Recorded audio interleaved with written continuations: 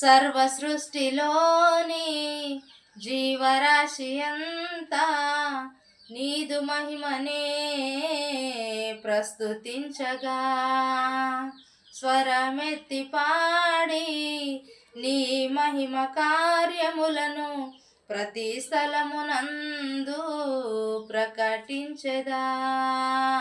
సర్వ సృష్టిలోని జీవరాశి అంతా నీదు మహిమనే ప్రకటించెదా.